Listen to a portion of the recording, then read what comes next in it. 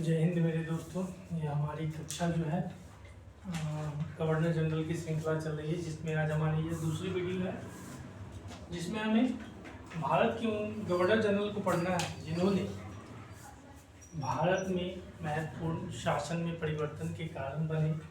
उनके बारे में आज हमारा अध्ययन होगा। हम देखते हैं लॉर्ड कैनिंग से देखते हैं 1856 से लेकर के 57 2 वर्षों के लिए इन्होंने रहा, जिसमें 1857 की क्रांति इन्हीं के समय में देखने को मिलता है। 1857 में कलकत्ता मद्रास से स्थापना की गई। 1857 का विद्रोह इन्हीं के समय में हुआ।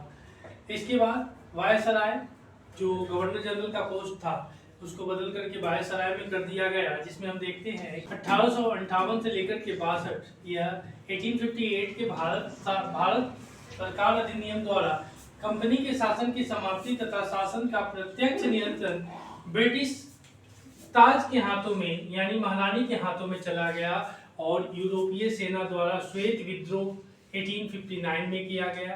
उसके बाद नागरिक विधि संहिता यानी 1859 में, भारतीय दंड संहिता 1860 तथा फौजदारी विधि संहिता 1861 का निर्माण हुआ। आगे देखिएगा, कहता है भारतीय शासन अधिनियम 1861 का है और पुलिस विभाग का गठन 1861 इसी के अधीन आज भी भारत काम कर रहा है। इसमें कोई रिफॉर्म अभी तक देखने को नहीं मिला है, कोई रिफॉर्म अभी तक नहीं हुआ है और यही चली आ रही है। फिर लॉर्ड एलिंगन प्रथम 1862 से 18 बहावी आंदोलन से संबंधित है और बहावी आंदोलन अगर बात करते हैं तो यह एक तरह से मुस्लिम समुदाय जैसे ही है और जिसमें लोगों अपने एक छत के नीचे आकर के लोग अपने धर्म की उपासना करते हैं। उसके बाद देखते हैं उसके बाद पश्चिमोत्तर सीमा प्रांत में क्या है, कबायलियों का दमन के लिए चलाया गया उसके बाद अम्बेला अभियान था। और यह कबायली कौन थे? यही कबाइल जब भारत की आज़ादी होती है 1947 में, उसके बाद पाक द्वारा इन्हीं के आक्रमण किया जाता है, जिसके कारण से पीओ के वाला क्षेत्र आज हमारा यह पाक के अधीन चला गया है। आगे देखिएगा, उसके बाद इसमें है लॉर्ड जॉन लॉरेंस।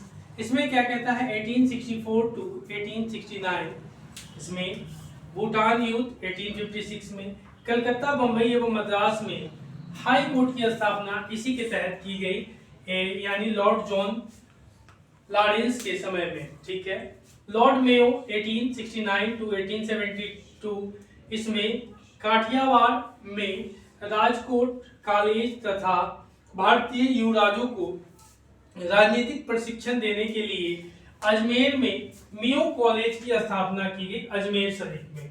आगे देखिएगा, भारतीय सांख्यिकी सर्वेक्षण की स्थापना की गई, कृषि एवं वाणिज्यिक विभाग की स्थापना की गई, केंद्र तथा प्रांतों के मध्य राजस्व बंटवारे की नई प्रणाली का शुभारंभ किया गया 1871 में। 1871 में ही भारत की प्रथम जनगणना की गई और यह जनगणना नियमित नहीं थी, इसके बाद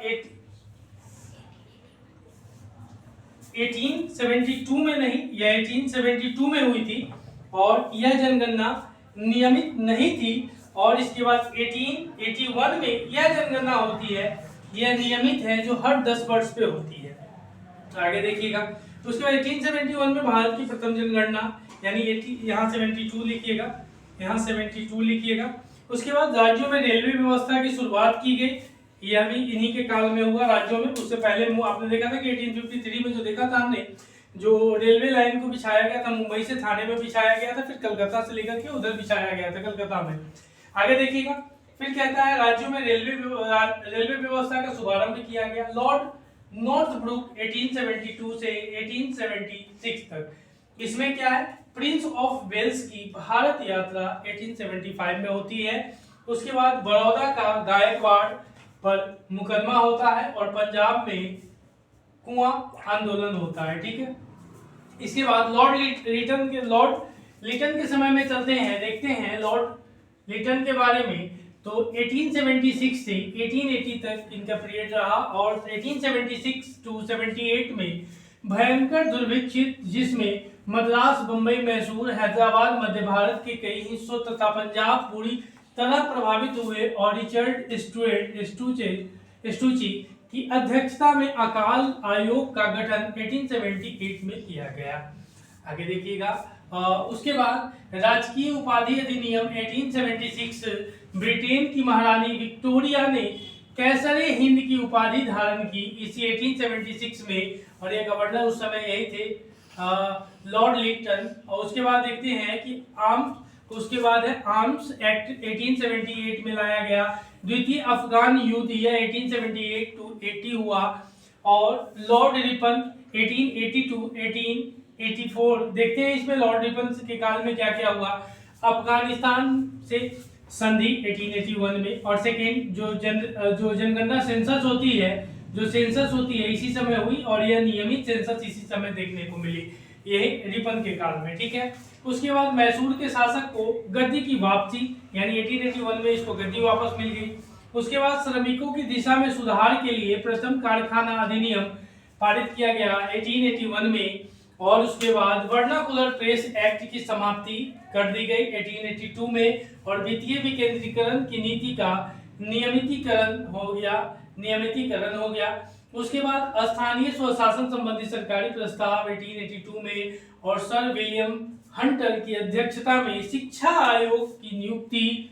यह बहुत बड़ी उपलब्धि थी भारतीयों के लिए। लेकिन आगे देखिएगा। उसके बाद इल्बर्ट बिल विवाद 1883 टू 84 में।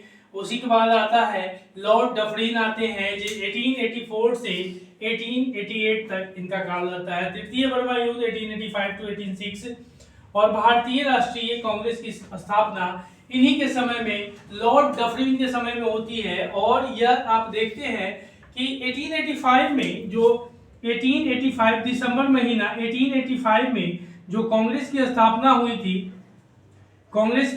हुई थी, इसके AO ह्यूम प्लस में 72 इंडियन मेंबर्स, इनके माध्यम से कांग्रेस की स्थापना दिसंबर महीना 1885 में हुई थी। उसके बाद लॉर्ड लैंसडाउन 1888 टू 1894 में, इसमें कारखाना अधिनियम 1891 में। उसके बाद सिविल सेवाओं का इंपीरियल, प्रांतीय एवं अधीनस्थ सेवाओं में वर्गीकरण कर दिया गया। उसके बाद भारतीय परिषद अधिनियम 1892 में। उसके बाद भारत का अफगानिस्तान के मध्य सीमा निर्धारण हेतु डुरंड आयोग, यानी डुरंड रेखा इन्हीं के नाम पर भारत और इंडिया भर से, अगर हम अफगान की बात करते हैं तो डुरंट लाइन हमारे दोनों के बीच में है। और उसके बाद देखते हैं कि लॉर्ड एलिंगिन द्वितीय, यह 1894 टू 1899, इसमें कहता है यह चित्रालय विद्रोह, इसमें पूना में चित्रालय विद्रोह इन्हीं में हुआ। पूना में प्लेग का प्रकोप और चापेकार बंधुओं द्वारा 2 ब्रिटिश अधिकारियों की हत्या की गई। उसके बाद लॉर्ड कर्जन का समय आता है जब 1899 से 1905, इसमें पुलिस प्रशासन में सुधार के लिए एंड्रयू फ्रेजर की अध्यक्षता में पुलिस आयोग का गठन 1902 में किया गया। विश्वविद्यालय आयोग की स्थापना 1902 में की गई, तथा भारतीय विश्वविद्यालय अधिनियम पारित किया गया 1904 में। उसके बाद देखते हैं फिर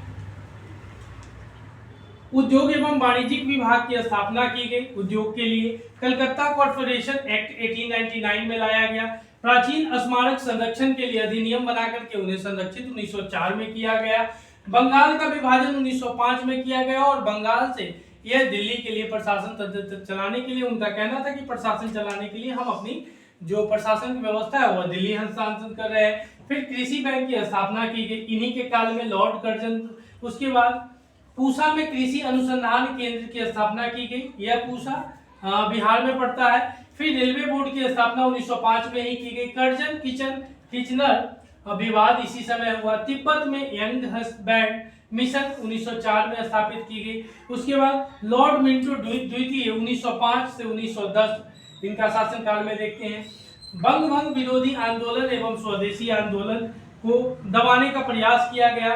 बंग भंग जो बंगाल का विभाजन 1905 में किया था, 1911 में इसको खारिज कर करके फिर पुनः कुछ चीजें बंगाल ले आई गई। उसके बाद देखिए 1907 के सूरत अधिवेशन में कांग्रेस का विभाजन हुआ, और कांग्रेस दो, एक नरम दल और एक गरम दल में यहाँ बढ़ जाती है। उसी तरह से आगा खां द्वारा मुस्लिम लीग की स्थापना की गई 1906 में, उसके बाद 1906 में ही की गई।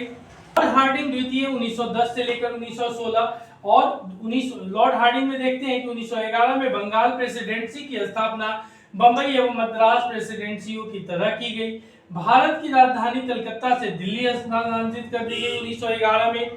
फिर मदन मोहन मालवीय के द्वारा हिंदू महासभा की स्थापना 1915 में की गई और उसके बाद सम्राट जॉर्ज पंचम की भारत यात्रा के उपलक्ष्य में दिल्ली दरबार का आयोजन किया गया।